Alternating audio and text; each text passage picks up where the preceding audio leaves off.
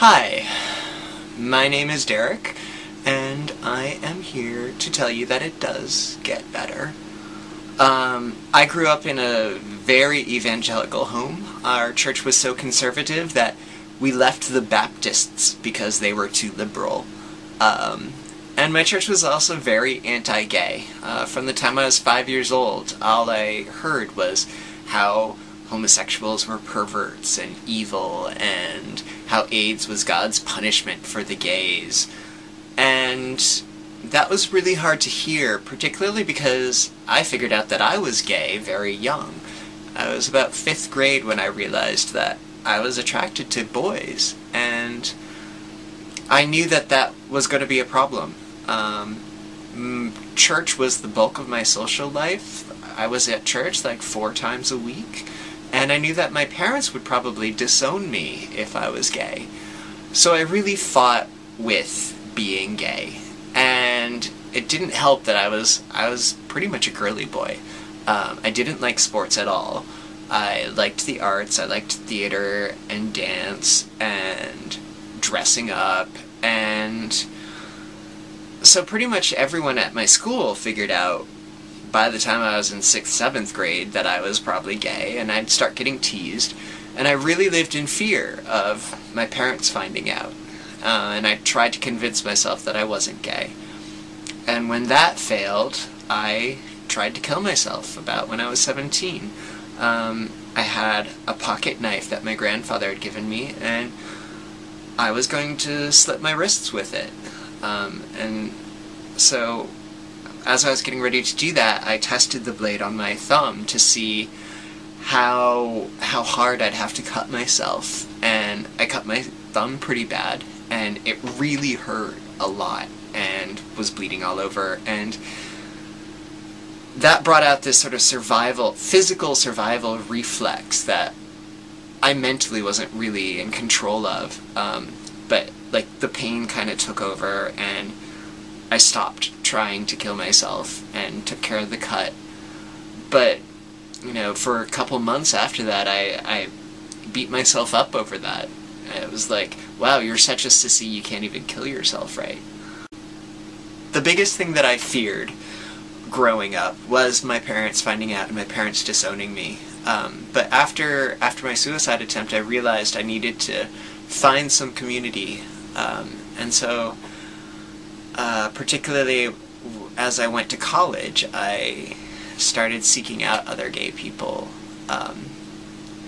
And that led to my parents finding out when I was 19 that I was gay, and doing exactly what I was afraid of. They disowned me. And I spent a couple of months there on the streets. I lived on the couch of a coworker for like a few days. Then I kind of crashed out with this guy who I met online, who was really just looking for sex, and it was a really hard period of my life. It was one of the hardest things I've ever been through. But I was lucky. In a couple of months I found somebody who sort of served as a foster parent for a lot of gay people who were struggling, and he took me into his house and helped me get through school, and I was super fortunate with that. And I know that that doesn't happen for everyone, but that was the point where my life really started to change. And looking back now, I kind of feel like being disowned by my parents was actually a great thing for me. It really freed me. It made my life so much easier. It was like I spent so much of my youth hiding who I was, and because I was afraid. And then the thing that I was most afraid of happened. And so there was no reason to hide who I was anymore. No reason to apologize or pretend to be something that I wasn't. And that's really changed the way I live my life, and has made my life so much better. I know that a lot of this is all about, hey, it gets better, and telling you, oh, look, here's how my life looks now, years after I'm out of high school and after I've been out of being in bullied situations, etc., etc. But I also want to say, you can help make it better. If you reach out, things like the Trevor Project are great resources, but there are other resources that, you know, aren't so obviously geared toward gay youth.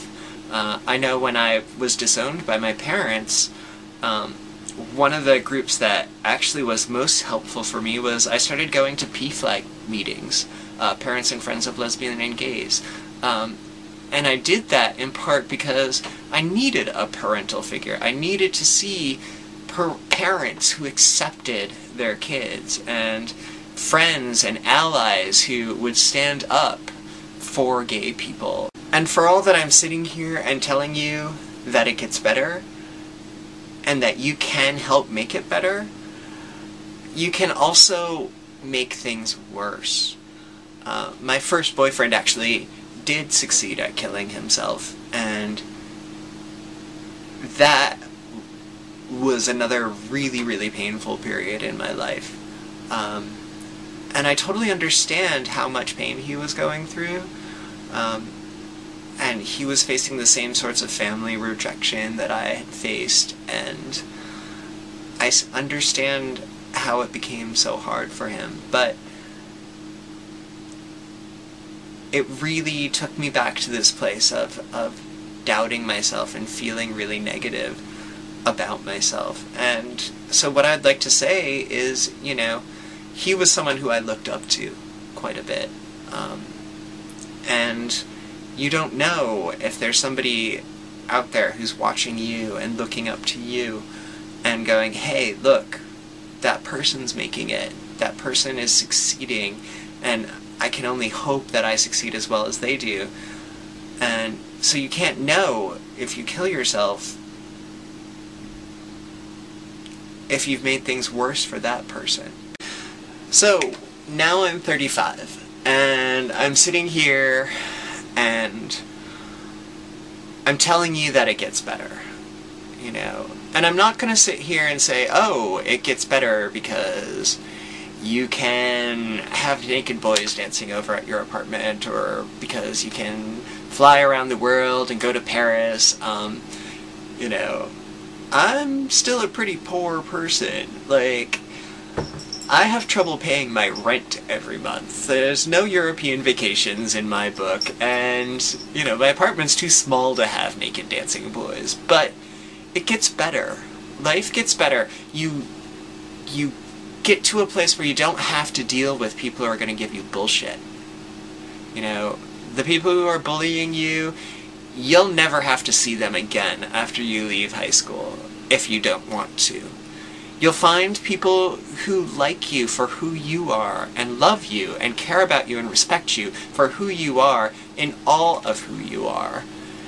You won't have to deal with people who want you to be something that you're not. And those friends will be there for you in bad times, in good times, regardless. I do have a partner now. I've been with someone for about 3 years, and he's a wonderful guy. You know, finding love was something that I wasn't sure that I ever would do, and I have found love in my life. And some of it's been sort of long-term, and some of it's been short-term. But it's been a lot of fun, you know, and I get to be who I am. I get to make my own choices. I get to deal with the world on my own terms, and know who I am, and know that the world can't put me through anything worse than I've been through. And even some of those people who hurt you in the past, they could change their minds. You know, I still don't talk to my mom.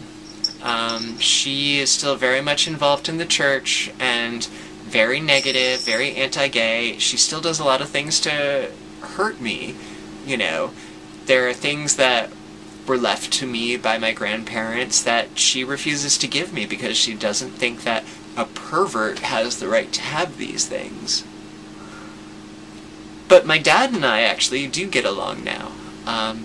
And I remember so well, you know, the letter when he got in contact with me and he was like, I'm so sorry, you know, I don't have the right to choose the way you live your life, you're an adult, and it was wrong of me to try to force you into being someone who you aren't, and to try to make decisions for you, and I apologize for doing that to you, and I do love you, and I respect you for standing up for what was right for you, you know, and now my dad and I have a great relationship. So the last piece I really want to put into this message is for all you straight allies who are watching, who are going through these videos and going, hey, I've got a friend who's gay, he's getting picked on, and I need something inspiring for him to watch. Or, this is so great, and I really want to get to know more about what gay people's lives look like, because, you know, I think this gay suicide thing is horrible. One of my big memories from high school was, I think it was junior year in high school, there were a couple of guys who were really kind of teasing me about being effeminate and, you know, kind of would come up and be really swishy and like, how are you doing? You know, and you know, taunting. And I remember this one time I was in the hallway, it was after lunch, and it was between lunch and my next class, and, you know, these guys came up and were teasing me and doing this whole thing, and someone else who was one of the popular kids in the class, you know, sort of, and was friends with them, not with more than with me, came up and was like, well, you know, what if he is gay? What's wrong with that? And they all kind of went, everyone who was teasing me was like, oh, well, there's nothing wrong with it if that's the case, you know, I have friends who are gay or whatever. And after that whole line of teasing stopped for a while. And that's such a clear memory for me. So if you are someone who's watching and you're an ally and you're seeing someone who's getting really taunted or at school or whatever, stand up, say something, you know, call the bullies on their bullshit, because they're the ones who are freaks, you know, so call them on that. You know, and you may save someone's life. You may be that spark of hope that they need to go on. So, yeah, my name's Derek, and I'm here to say that, you know, it does get better, and you can help make it better. Just reach out to community. People care about you. Find them. You know, reach out. Let them know that you're hurting. And just stick it out, because it gets really good.